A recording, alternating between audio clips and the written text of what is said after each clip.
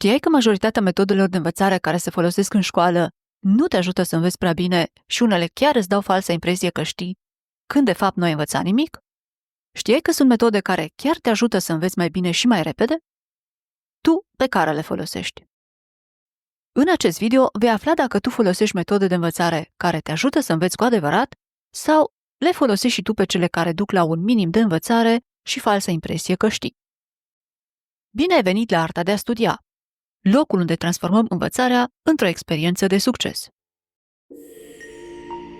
Cele mai multe dintre metodele de învățare pe care le folosim nu duc la o învățare reală. Mai mult chiar, unele dintre acestea ne dau falsa impresie că știm, dar când suntem testați la un examen sau în rezolvarea unei probleme reale, ne dăm seama că nu știm mai nimic din ceea ce credeam că știm. Metode precum citirea repetată, învățarea pe de rost sau luarea de notițe fără să analizezi informația, ne iau mult timp, dar nu duc la o învățare reală. Sunt studii care arată că citirea repetată a unui text duce la creșterea sentimentului de a ști. Dar această cunoaștere este falsă, pentru că dacă ar fi să te testezi, ți-ai da seama că nu poți să redai în cuvintele tale ceea ce ai citit. Fă următorul experiment. Închide materialul pe care l-ai citit în mod repetat și despre care ai impresia că îl știi. Apoi, imaginează-ți că explici cuiva ceea ce ai învățat. Cât de ușor este să explici ceea ce ai citit? De ce majoritatea oamenilor folosesc aceste metode dacă nu sunt eficiente? Pentru că cei mai mulți nu știu cum să învețe altfel și pentru că aceste metode presupun mai puțin efort decât cele care sunt cu adevărat eficiente, adică cele care te ajută să înțelegi și să-ți amintești mai târziu ceea ce ai învățat. Pe cei mai mulți dintre noi nu ne învață nimeni în școală cum să învățăm și cum să ne adaptăm metodele de învățare la dificultatea lucrurilor pe care le avem de învățat. Metodele dovedite științific a fiind cele mai eficiente metode de învățare sunt autotestarea, repetarea spațiată, luarea activă de notițe și aplicarea cunoștințelor în practică. Să le luăm pe rând și să vedem ce presupune fiecare dintre acestea și cum poți să le folosești pentru a-ți îmbunătăți învățarea.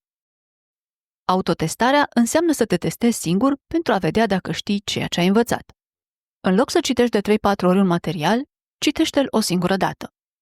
Apoi, închide materialul și pune-ți întrebări sau încearcă să redai cele mai importante idei pe care le-ai citit. Desigur că nu-ți vei aminti totul din prima. Dacă ai făcut experimentul cu citirea repetată, ai văzut că nu ți-ai amintit ceea ce ai citit nici după mai multe parcurgeri ale materialului. Autotestarea sau memorarea activă, active recall, ajută la crearea de asocieri între noile informații și ceea ce știi deja, precum și la integrarea acestora ca parte a memoriei tale. În schimb, citirea repetată presupune doar recunoașterea cuvintelor citite anterior, ceea ce duce la creșterea sentimentului de familiaritate cu acestea și la falsa impresie de a ști.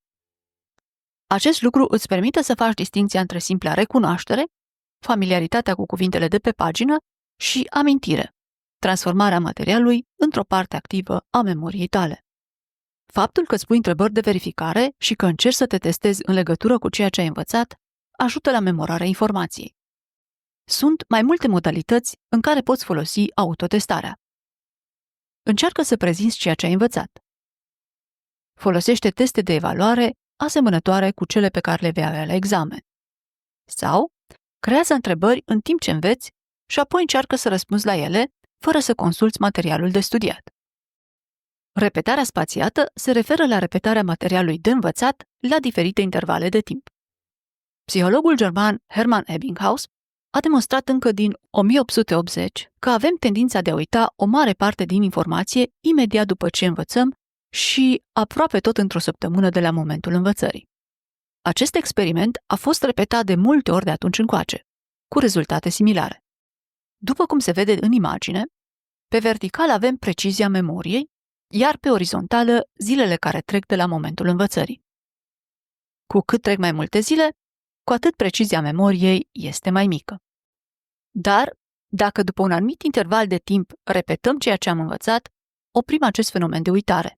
Cu fiecare repetiție a materialului, vedem cum se aplatizează curba uitării și cum rămâne la un nivel tot mai ridicat de precizie a memoriei. Ebbinghaus a mai demonstrat și faptul că la a doua sau la a treia repetiție ne ia mai puțin timp să învățăm decât prima dată când am învățat. Repetiția îi permite creierului să întărească conexiunile dintre neuroni.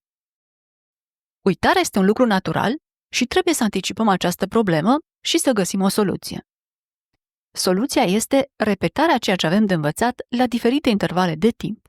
La început, aceste intervale de timp sunt mai scurte, iar apoi acestea pot deveni tot mai lungi.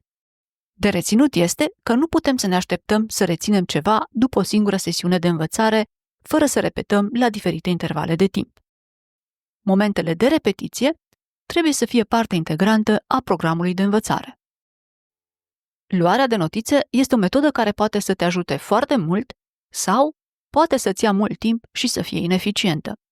Dacă încerci doar să transcrii ceva folosind aceleași cuvinte din carte sau din materialul de studiat, nu te va ajuta prea mult, chiar dacă te va ajuta mai mult decât citirea repetată. Cum poți folosi luarea de notițe astfel încât să te ajute să înveți fără a irosi prea mult timp? Rolul luării de notițe este de a reduce informația la ceea ce este relevant, astfel încât, atunci când repeți, să nu trebuiască să recitești un întreg capitol, ci doar notițele.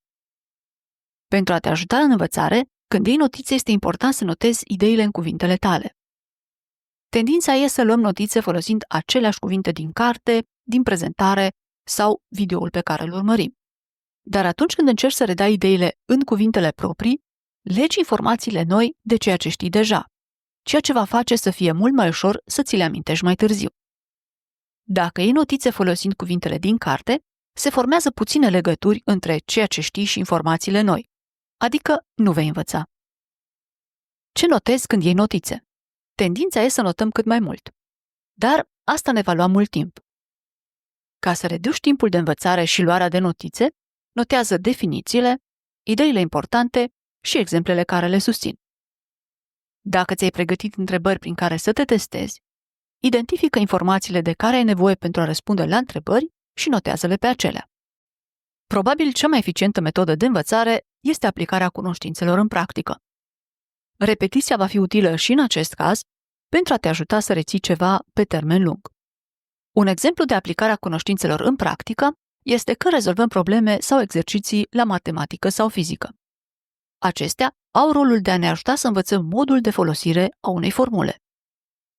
Dar același lucru se întâmplă și când gătești ceva folosind o anumită rețetă. Dacă gătești în mod repetat, îți vei aminti mai ușor ceea ce trebuie să faci decât dacă doar citești sau încerci să memorezi rețeta. În școală, din păcate, nu întâlnim de multe ori situații în care să aplicăm cunoștințele sau măcar să ni se prezinte cum le vom aplica în practică la un moment viitor. Dar asta nu ne împiedică să ne documentăm noi și să încercăm să ne imaginăm pas cu pas modul în care le vom aplica. Cei care au dat examenul teoretic pentru obținerea permisului de conducere știu că ai de învățat o grămadă de reguli și articole de lege care sunt greu de reținut. Dar te poate ajuta foarte mult să-ți imaginezi că ești la volan într-o anumită situație în care se aplică o anumită regulă. Crearea acestor imagini mentale te ajută să integrezi noile informații ca parte a memoriei tale. Care dintre aceste metode eficiente de învățare le folosești deja? Pe care dintre ele vrei să le adaugi în practicile tale de învățare? Deși toate sunt utile, îți recomand să le adaugi pe rând în arsenalul tău. Experimentează pe rând cu fiecare și verifică dacă te ajută cu adevărat. Înveți mai repede? Reții mai multe informații? E mai ușor la teste? Cum te ajută? Notează în comentarii dacă ai întrebări despre învățare la care să răspund printr-un video viitor.